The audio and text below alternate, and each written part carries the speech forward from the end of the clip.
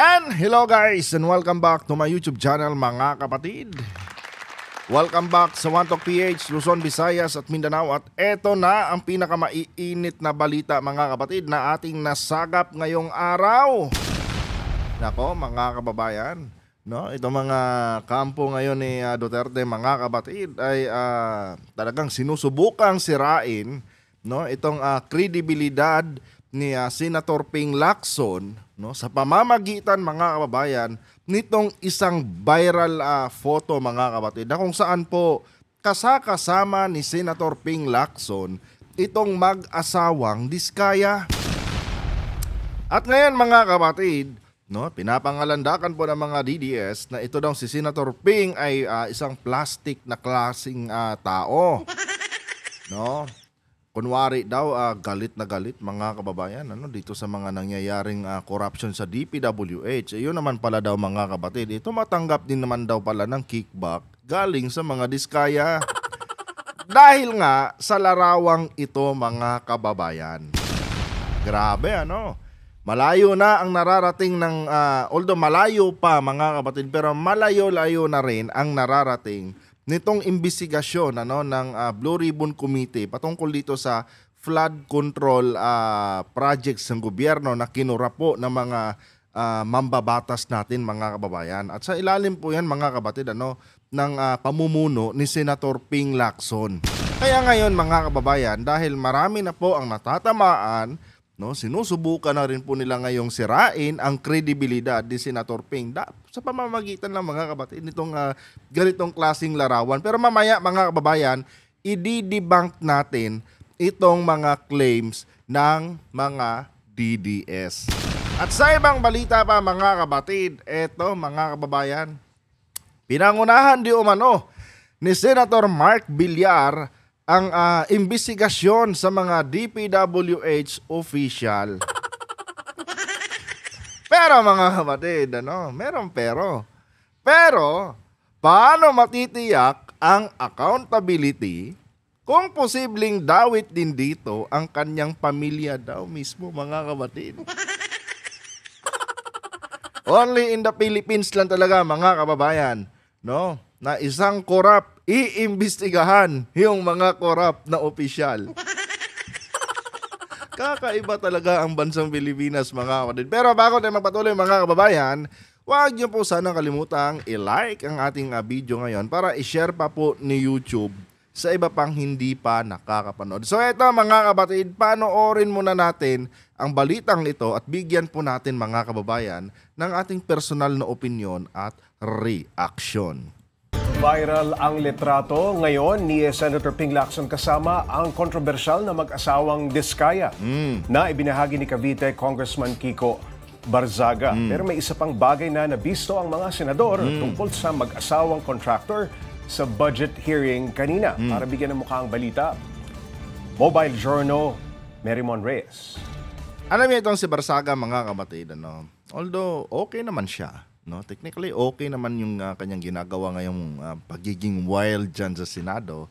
Pero mga kababayan, hindi kasi natin maaalis sa kanya yung bias niya sa mga issue ngayon, especially dito sa flood control. Dahil talagang nakikitaan siya ngayon mga kapatid ng kanyang pagiging DDS. Diba? Kaya mga kababayan, nakakalungkot lang na itong ganitong congressman katulad kay Barzaga mga kapatid ay nagpapagamit din dito sa mga kampo ni Duterte para sirain ang kredibilidad mga kababayan nitong imbestigasyon ng Blue Ribbon Committee. Paano mariresolba ang mga isyung tulad nito mga kapatid kung mismong mga opisyal natin sa gobyerno ang gumagawa ng paraan para sirain mga kapatid ang imbestigasyon. Alam nyo, okay para sa akin mga kababayan okay sa akin itong ginagawa ni Barzaga na kung saan mga kapatid binibira niya sila Romualdez, 'di ba? Na kung saan pangunahing salarin mga kababayan dito sa malawakang korupsyon na nangyari sa flood control projects ng ating gobyerno. Kanya nga lang mga kapatid, no, nagpapagamit din kasi siya at the same time nagpapagamit din siya mga kababayan dito sa kampo nila Duterte para i-distract mga kapatid, ano, itong mga matitinong investigasyon ngayon tulad nitong ginagawa ni Lacson, no, diyan sa Blue Ribbon Committee. Kung ganito ang sistema ng ating bansa, paano mabibigyan ng hustisya mga kababayan yung trilyones, no, na ninakaw nitong mga korap na mga mambabatas natin? Oh, 'di ba? Ito talaga ang nakakalungkot na realidad sa ating bansa mga kapatid. Gagawa ng imbestigasyon, no? Tapos later on, merong lalabas na isa ding opisyal ng gobyerno na kung saan mga kababayan tatablahin ang imbestigasyon na ginagawa patungkol sa mga korupsyon. Tuloy mga kapatid, nagiging pamumulitika na, no, ang kinalabasan ng mga imbestigasyon mga kababayan. Kasi once na may dawit na isang politiko, no, na kumbaga kaparehas nila ng bituka mga kababayan, talagang binibira nila yung investigador.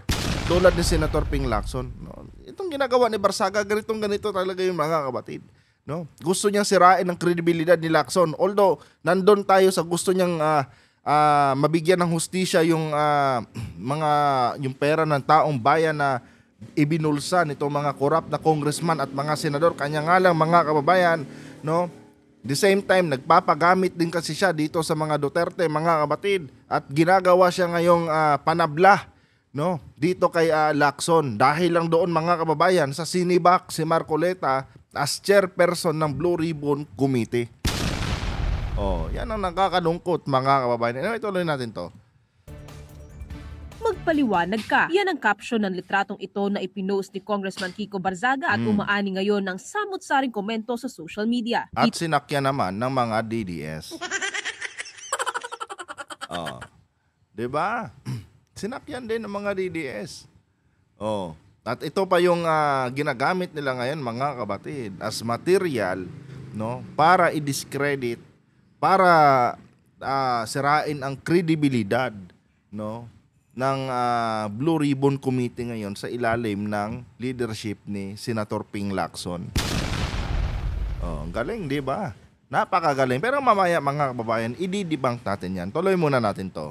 Kita dyan sa Senate Blue Ribbon Committee Chair Panfilo Lacson at ang kontrobersyal na mag-asawang sina Curly at Sara Diskaya. Si Sara, naka-finger heart pa nga. At heto na nga ang paliwanag ni Senator Ping. Kuha raw ang picture na yan noong patapos na ang 90-day campaign period para sa 2025 midterm election. Oh, 'di ba?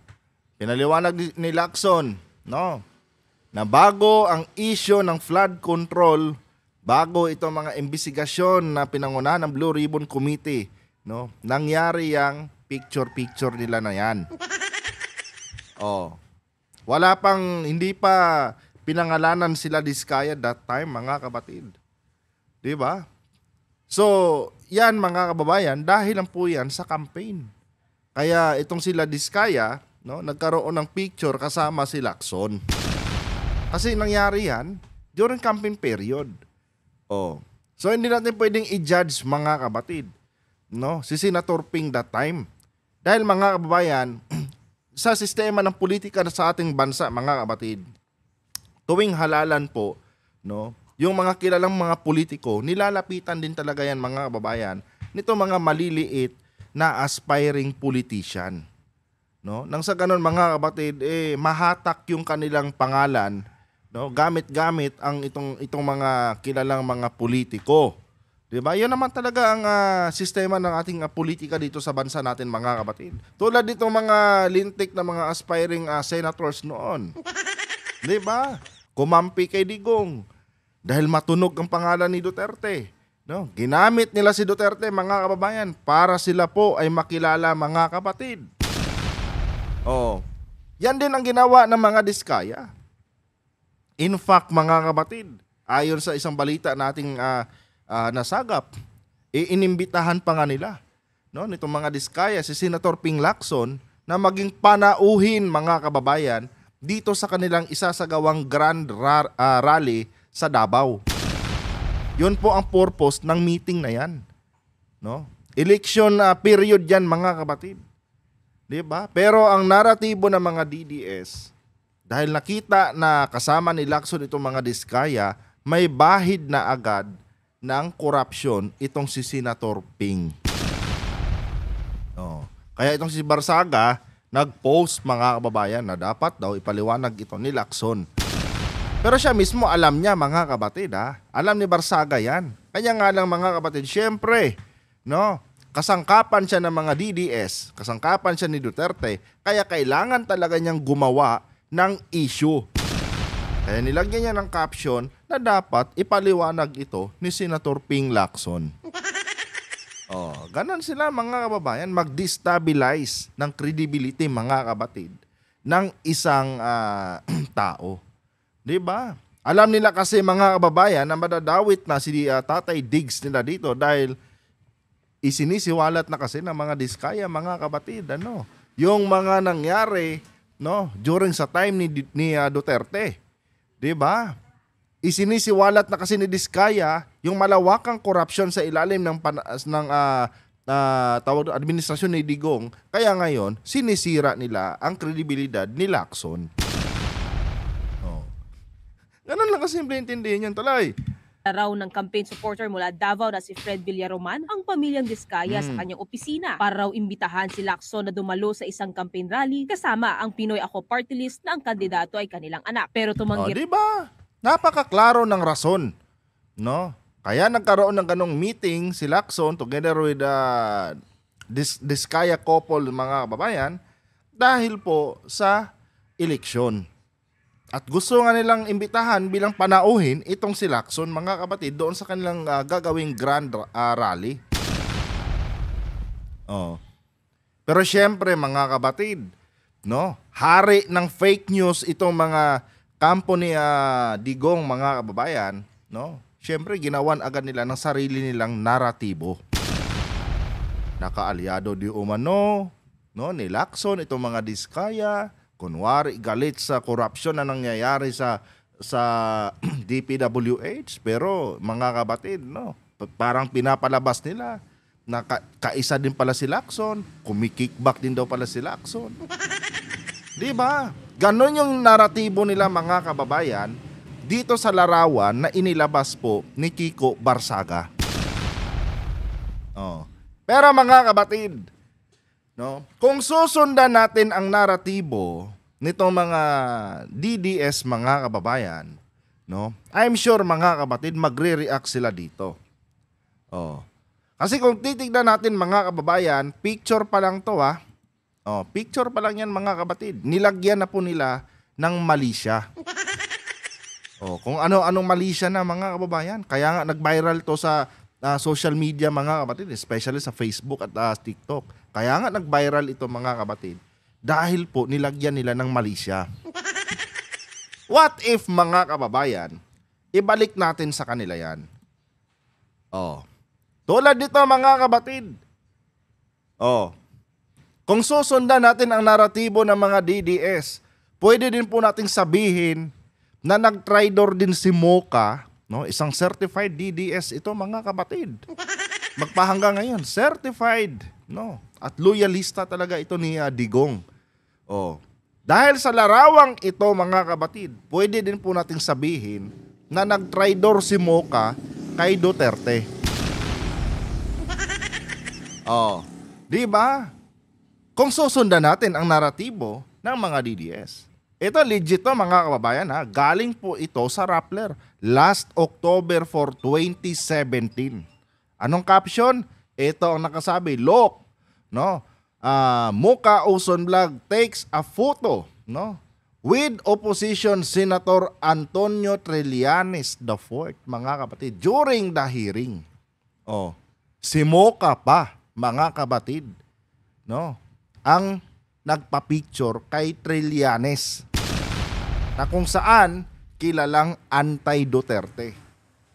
Ngayon, kung lalagyan natin ito ng mali siya na naaayon sa naratibo ng mga DDS, pwede natin sabihin mga kababayan na binabackdoor ni Mocha si Duterte. Di ba? Mga kapatid, gano'n lang kasimple i-debunk to. Oh, Kung ito mga kababayan, nalagyan po nila ng mali siya, di pwede din natin lagyan to ng mali siya mga kapatid. Oh. Kasi mga kababayan, ito, larawan lang kung ano ng aligasyon ang ibinabato nila kay Lacson. Na di umano mga kabatid, kasangga din pala siya ng mga diskaya, no? Pero mga kababayan, nilinaw ni Lacson na itong larawan na ito, kuha po ito, no, during election period.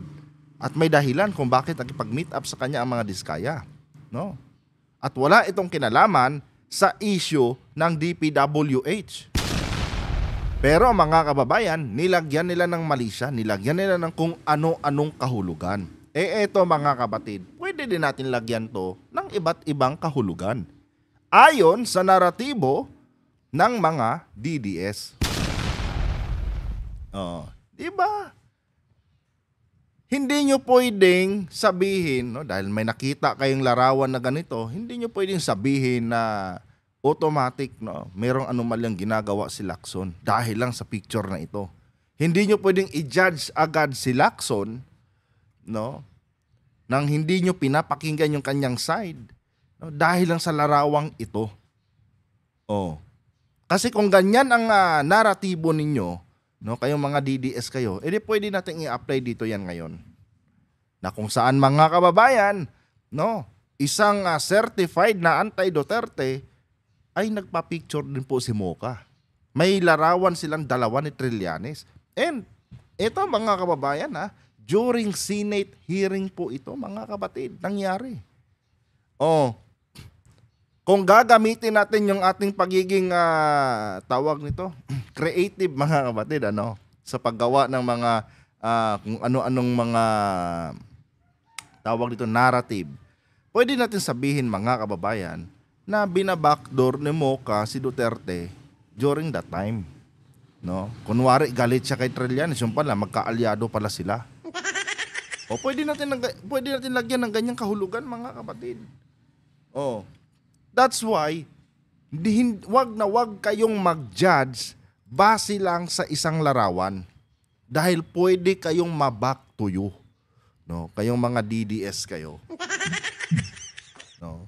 Napakaklaro ng caption dito. And ito, natatandaan ko to nung hearing na ito mga kababayan, no. Ito yung time na si Mocha mismo talaga ang lumapit kay Trillanes. 'Di ba? At pinost pa ito dati mga kapatid ni Mocha, no, sa kanyang social media account kung hindi ako nagkakamali during the time mga kababayan ni Duterte na kung saan siya po ay isang USEC yata kung hindi ako nagkakamali mga kapatid. No, Yusik pa yata dito si Mocha. Na kung saan nagkamali pa nga siya, no, ng pag-address dito sa Bulkan Mayon mga kababayan. No, nung time na nag-viral siya.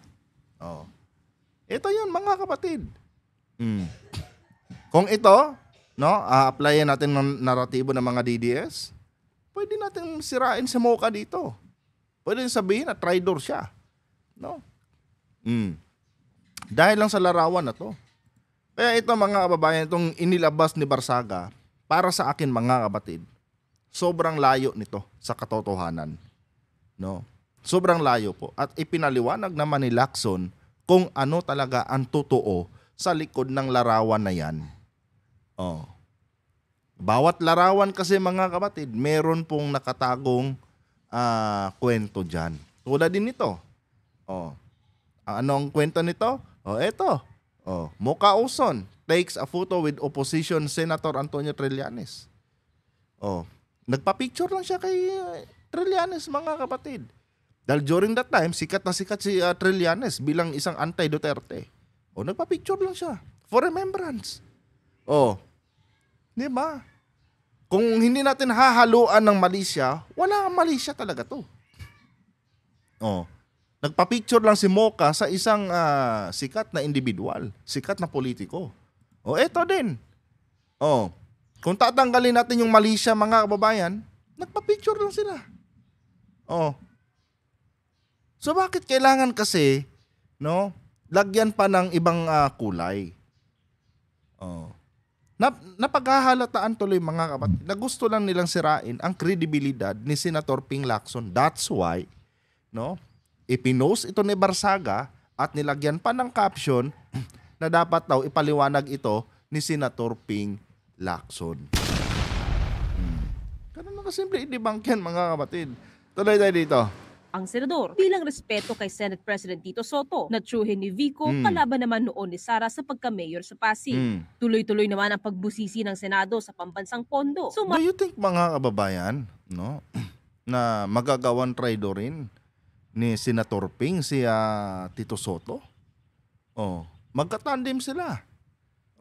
Do you think, mga kapatid, ganun kababaw mag-isip si Lacson na makikipag-collaborate siya dito kay dito sa mag-asawang Diskaya, na kung saan nung time na yun, mga kababayan, during election, mga kapatid, ay talagang mainit ang banggaan nito, nitong mag-asawang ito laban kay Vico Soto. Di ba? Do you think, mga kapatid, ganun kababa si Lacson para mahulog sa bitag ng mga Diskaya? Kaya nga lang, mga kababayan, no, pag gusto talagang sirain ang kredibilidad ng isang tao, nabubulol ako. Talagang gagawa nila yan, mga kapatid, no, ng paraan.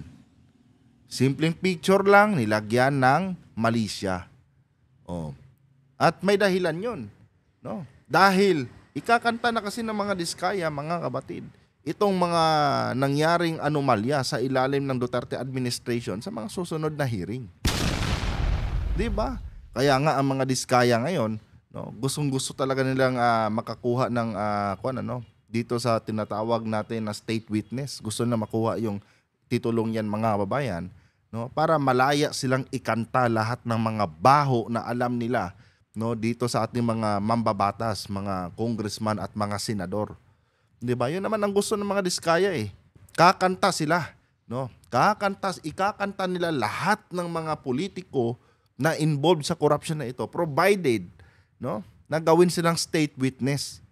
'Di ba? 'Yun naman ang gusto nilang makuha dito, mga kababayan. Ngayon, delikado kasi 'yan, kasi pag nailagay, no, sa pag ginawang state witness itong mga Diskaya, maaari nga talagang ikanta ni Diskaya, mga kapatid, yung mga sangkot na mga politiko, no, sa panahon ni Pinoy hanggang sa panahon ni Duterte. 'Di ba? Hanggang sa panahon ni President BBM. Ang iniingat-ingatan nila, no, na wag kumanta itong mga Diskaya. Ngayon si Marcoleta, mga kapatid, no, itong si Marcoleta dumidikit dito sa mga Diskaya. Kasi may common denominator sila eh, no?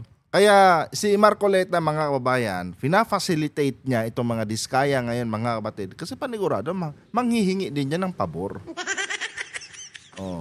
No, pag kayo nalagay kayo sa state witness, no, wag niyong idiin yung dating pangulo, ha. Sisikapin ko paglalaban ko kayo na maging state witness kayo.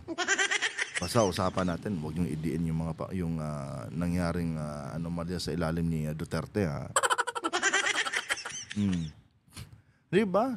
Kaya nga hindi mapayag-payagan itong mga Diskaya na hindi maaprobahan sila, mga kapatid eh. Dahil napaka-obvious kasi, no, ng intensyon ni Marcoleta dito. Siguro kung wala lang si Marcoleta, mga kababayan, siguro na-approve na itong hiling ng mga Diskaya na gawin silang state witness, mga kapatid. Kaya ngayon, mga kababayan, ang ginagawa ng mga DDS, sinasamantala nila, no, itong nangyayari ngayon sa Blue Ribbon Committee, na kung saan malayo ang loob ni Lacson na gawing state witness itong mga Diskaya. Ngayon, mga kapatid, ni-reverse nila, no, ginamitan nila ng reverse psychology. Ewan kung tama yun. No? Ginamit nila si Diskaya para i-discredit si Lacson. At dyan sila nagkakamali, mga kababayan. No? Akala nila makukuha nila si Lacson sa mga ganyang tirada nila, mga kapatid. Hindi na makukuha si Lacson. No? Marunong yan si Senator Ping Lacson, mga kababayan. Hindi nila, no, basta-basta yan matitibag yung kredibilidad niyan. Ngayon, napaliwanag na si Lacson. Nasa sa inyo na yan, no, sa mga naniwala kung papaniwalaan nyo. Basta napakalinaw ng sabi ni Lacson. No?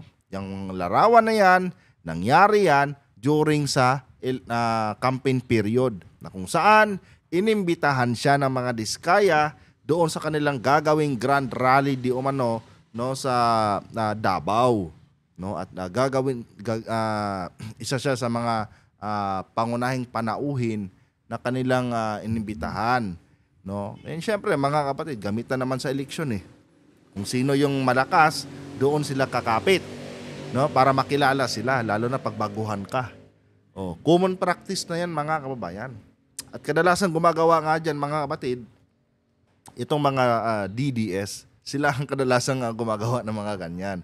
No, itong mga kunwari kaalyado ni Duterte. Pero ang totoo, no, ginagamit lamang nila si Digong mga kababayan, ginagamit lamang nila ang brand ni Duterte para mabilis silang makilala ng mga taga-suporta ni Digong.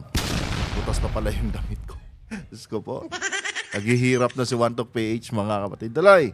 Palang sa subcommittee ang 320.5 billion pesos proposed budget ng DOH. Dito, 182.3 billion ang nakalaan para sa maintenance at operational expenses at 108.9 billion pesos naman sa mga pasahod. 9% lang o 29.4 billion pesos lang ang nakalaan para sa capital outlay o yung mga kagamitan, gusali at infrastruktura mas mababa kumpara sa mga lumipas na taon. Paliwanag ni Sec. Ted Herbosa, plano kasi nilang ikalat ang pondo sa iba pang serbisyo tulad ng 121.7 billion. Ito mga kapatid, medyo malayo na to sa gusto kong i-point out dito. Kaya hayaan lang natin yan sa susunod nating video mga kababayan. Basta yun lang ang maliwanag dito mga kapatid. No? Itong larawan na ito ni Senator Ping kasama ang mga diskaya mga kababayan, wala pong ibig sabihin, wala pong masamang tinapay dyan mga kapatid. Dahil nangyari ito during campaign period. At gaya nga ng sabi ko sa inyo mga kapatid, no, kung i-apply natin yung naratibo ng mga DDS, pwede rin natin itong gamitin, no, itong larawan ni Muka Uson at ni Trillanes mga kapatid. No, at pwede rin natin palabasin na traidor si Muka or nag-traidor si Muka kay Duterte. 'Di ba? Kung naratibo ng DDS ang ating i-apply. Pero ganun pa man mga kababayan, ngayon sabi ko, napaliwanag na po yan ni Senator Ping. At mapunta na tayo ngayon dito mga kapatid sa ating pangalawang topic. No, kung saan mga kababayan, dito talaga ako natatawa mga kapatid. Ano? Ewan ko ba kung bakit ganito ang ating bansa mga kababayan. Isang korap gustong imbestigahan, no? Or nangunguna sa pag-iimbestiga sa mga korap na opisyal. Sa anong hustisya dyan mga kapatid? Oh, ito na nga, Mark Villar mga kababayan, pinangunahan, no, ang investigasyon sa mga taga DPWH official. Ang tanong, paano magkakaroon ng hustisya, no, kung ang nag-iimbestiga ay allegedly, no, yung kanyang pamilya ay dawit sa nasabing korupsyon. Diyos ko pa. Pero bago tayo magpatuloy mga kapatid, huwag niyo po sana kalimutang i-like ang ating video ngayon para i-share pa po ni YouTube sa iba pang hindi pa nakakapanood. So ito mga kapatid, no, pakinggan muna natin ang balitang ito at bigyan po natin ng ating personal na opinion at reaction. Pinangunahan ni Senador Mark Villar ang investigasyon sa mga DPWH official. Pero paano matitiyak ang accountability kung posibleng dawit din dito ang kanyang pamilya mismo? Oh, di ba? Talagang ginawang kengkoy mga kapatid, ano? And ito mga kapatid, natutunugan ko na to kung bakit itong si Mark Villar ang nag-imbestiga dito. Diba? Kung bakit siya ang nanguna sa investigasyon dito sa mga DPWH official na ito. Natutunugan ko na ngayon mga kababayan, no? Kasi ang isa sa mga rason na nakikita ko dito para makontrol niya, no, yung nasabing question and answer. Yan naman talaga mga kapatid, no? Hindi na po ito bago na gawain. Si Bato ganun din. 'Di ba? Doon dati sa issue ng tawag nito, doon sa issue ni Morales, mga kababayan, 'di ba? O pinangunahan ni Bato. O ngayon mga kapatid, no, hanggang sa sumablay si Bato dahil naniwala siya sa isang tawag nito, peking papeles na pinanghahawakan ni tawag dito ni Morales. Dahil lang sa punch hole mga kababayan, pinaglaban ni Bato, no, yung walang basihang aligasyon ni Morales. Oh, di ba? Yun ang ginagawa nilang teknik, mga kapatid. Hawakan mo, pag dawit yung kaalyado mo, dawit yung pamilya mo, hawakan mo ang imbestigasyon. Oh, ikaw ang manguna. Nang sa ganun, makontrol mo, no? Ma-neutralize mo yung mga tawag nito, yung mga question and answer diyan, no? Makontrol mo yung mga tanong. 'Di ba? Kasi pag hindi mo hinawakan yan at pinaubaya mo sa ibang senador yan, lalo na itong hahawak na senador, anti bilyar, nako. Baka masunog yung kanilang pamilya. Kaya ang ginawa niya, no, siya ang nanguna, mga kapatid, nang sa ganun maprotektahan niya ang interes, no, at sikreto ng kanyang pamilya. Yan na po yun, tuloy. Narito ang agenda report ni Hannah T. Base sa nauna ng ulat ng Bilyonaryo News Channel, lumabas na ang pinsan ni Senator Mark Villar na si Carlo Aguilar, ang owner ng I&D Construction Corporation, na nakakuha ng halos 8 billion ng mga proyekto simula 2016. Karamihan ay nasa Las Piñas at Cavite.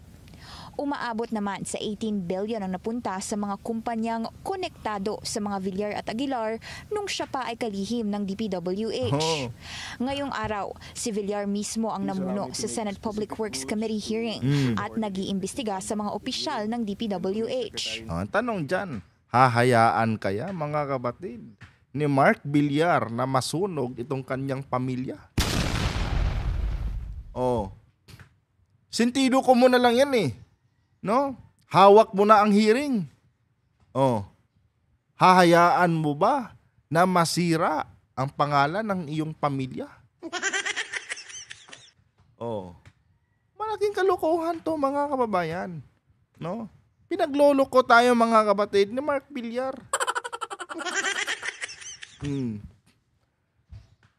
Iimbisigahan mo yung mga DPWH official, no? Tapos may posibilidad pa na damay ang iyong pamilya dito. Hindi ba? Kasi kung ako sa katayuan ni Villar, ano, kung ako si Mark Villar, nako, hindi ko hayaan, no, na masunog yung aking mga kapamilya dito sa pagdinig na ito. Hindi yan, mga kapatid. Kaya masasabi natin na hindi wholesome itong isinasagawang hearing ni Mark Villar. Kasi nga, mga kababayan, siya mismo, yung kanyang pamilya mismo, mga kapatid, ay dawit. May posibilidad na dawit. Di ba? Tsaka, isang bagay pa, mga kababayan, yun nga conflict of interest na tinatawag.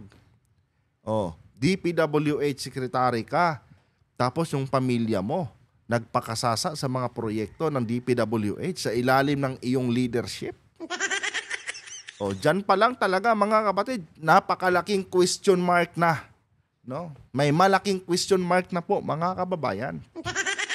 Lalo na yung mga proyektong yun ay pumalpak. Tapos ngayon, ikaw pa talaga ang nanguna sa pag-iimbestiga dito sa mga opisyal na ito. Saan ang hustisya, mga kapatid? Di ba? Diyos ko po, tuloy. Sa pagdinig, kinumpirma ng ahensya na tuloy-tuloy at existing ang flood control master plan na nasasakop ang 18 major river basins ng bansa.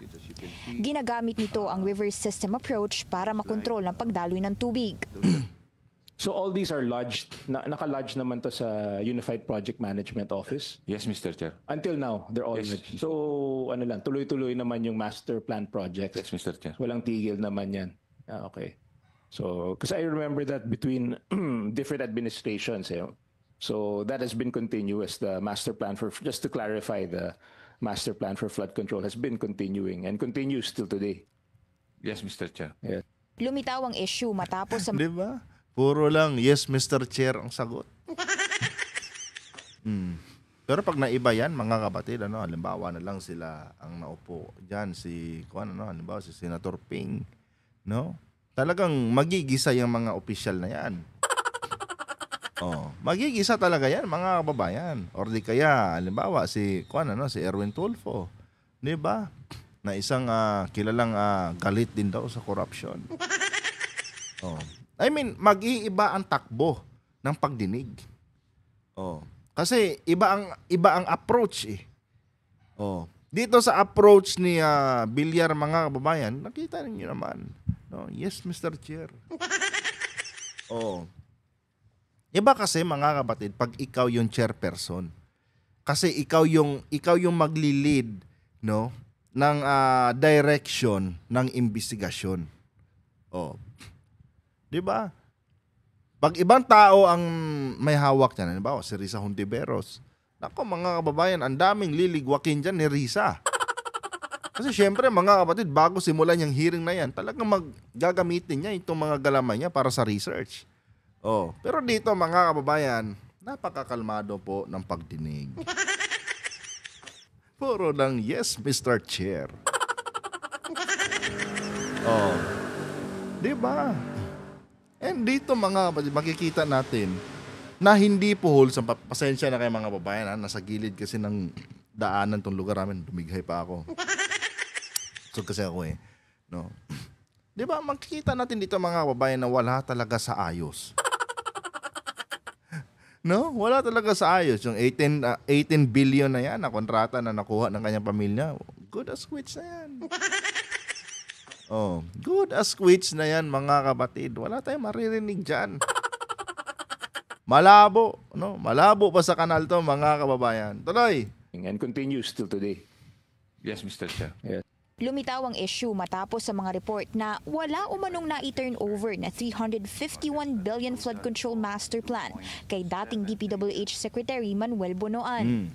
Sabi ng dating DPWH Secretary Rogelio Singson sa Billionaire News Channel na kumpleto ito sa panahon ni Pinoy pero hindi na ipagpatuloy ng mga sumunod na administrasyon. Idinagdag pa noon ni Palace Press Officer Claire Castro na wala ring natanggap na turnover si Bonoan mula kay Villar na naglingkod bilang DPWH Secretary mula 2016 hanggang 2021. Pero sa pagdinig, ipinunto ng DPWH na nagpatuloy ang mga proyekto. May mga na-inaugurate nung nakaraang taon at may nakatakdang inauguration uli sa 2026. See? Mga kapatid. Iba. No? During sa time ni Bunuan, walang na-turnover na 300 billion ba na mga proyekto. Wala. Pero, pagdating sa pagdinig ni Villar, nagbago na ang kwento, mga kababayan. You see? Kaya mahirap talaga, mga kapatid, sa totoo lang, mahirap pong paniwalaan ang isang pagdinig kung yung mismong nangunguna sa pagdinig, mga kababayan, ay hinihinala din po, mga kapatid, na dawit. Kumbaga, mga kababayan, may dumadaan pang tracer. Kumbaga, mga kapatid, nawala yung pagiging wholesome. Kasi yung mismong investigador or mismong chairman, mga kababayan, may kinikilingan eh. May kinikilingan, mga kapatid eh. Ito, pakinggan natin. Ulitin natin to. Saan ba? Dito. Sunod na administrasyon. Idinagdag pa noon ni Rogelio Singson 351 issue matapos sa And continues till today. Yes, Mr. Chair. Pakinggan ito. Lumitaw ang issue matapos sa mga report na wala umanong na-turn over na 351 billion flood control master plan kay dating DPWH Secretary Manuel Bonoan. Diba? Walang na-turn over, mga kapatid, na 300 billion na master plan kay Bunuan. No? After sa panahon ni Mark Villar. Kumbaga, walang na-turnover si Villar, no, na worth 300 billion na master plan sa leadership na ni Bunuan. Walang ganun, mga kababayan. Pero, pagdating sa investigasyon ni Villar, eto, mga kapatid, pakinggan nyo mabuti. Sabi ng dating DPWH Secretary Rogelio Singson sa Billionaire News Channel na kumpleto ito sa panahon ni Pinoy pero hindi na ipagpatuloy ng mga sumunod na administrasyon. Idinagdag pa noon ni Palace Press Officer Claire Castro na wala ring natanggap na turnover si Bonoan mula kay Villar na naglingkod bilang DPWH Secretary mula 2016 hanggang 2021. Wala natanggap si Bonoan na turnover, mga kabatid. No? Galing kay Villar. Pero mga kababayan, tingnan nyo dito. Pero sa pagdinig, ipinunto ng DPWH na nagpatuloy ang mga proyekto. May mga na-inaugurate nung nakaraang taon at may nakatakdang inauguration uli sa 2026. Di ba? Nagbago na ang kwento, mga kababayan. Ganon, mga kabatid. Manipulado yung nasabing pagdinig. Kasi nga, yung chairperson, mga kababayan, no? May kinikilingan. Kaya nga hinawakan ni Villar to eh. No? Para ma-control nila yung kasiraan ng kanilang pamilya. Dahil lumabas na ang mga balita eh. Pati Malacanang nag-comment. Walang master plan na turn over ang administrasyon ni Villar sa DPWH. No? Dito sa sumunod sa kanya na si Bonoan. Walang ganon. Kasi mga kababayan, napakahalaga nito eh. Pwedeng, pag hindi siyang humawak dito, mga kapatid, talagang masusunog dito itong kanyang mga pinsan, kamag-anak. Biruin nyo, 18 billion mga kapatid, no? Na-link ang kumpanya, no? Nitong Villar at Aguilar, no? Kamag-anak niya to. Itong Aguilar kasi, sa side ng nanay niya to eh.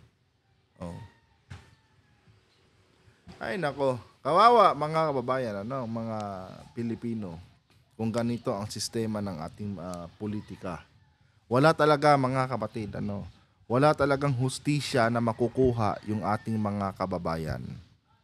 Yung mga pera na yan, mga kapatid, maririnig na lang natin yan sa mga balita, pero I doubt na mabigyan pa ng hustisya yung mga ninakaw na pera na yan, mga kababayan.